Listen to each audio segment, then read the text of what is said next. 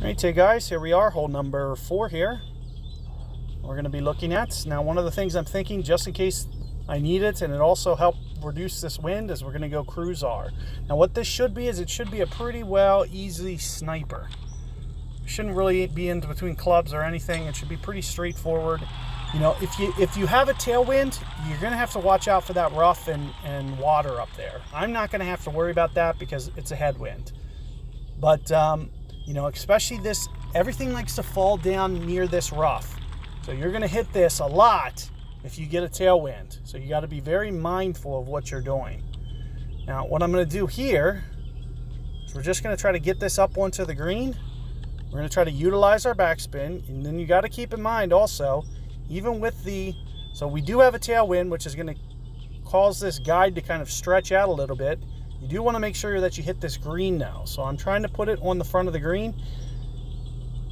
And then hopefully it just runs out pretty good. I would typically go maybe just a bit more than, you know, almost 3 rings here. Maybe just a little bit light.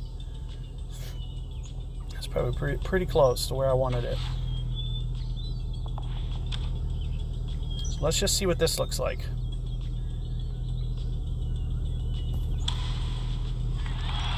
Like a little bit too much on the ring adjustment. But you can see, look how much that's rolling out. If that was a headwind, I wouldn't be able to need to play it that way. Keep in mind that the only reason I'm that short is because it's a tailwind. So this is an important concept to realize. And you can see that it just stretches and rolls out up that upslope. If I have a tailwind, I'm going to need to be more aggressive with that ball guide. My second bounce is going to need to be much higher up onto the green, because it's not going to roll out very much. So you have to be able to play dynamic to where you can make those changes.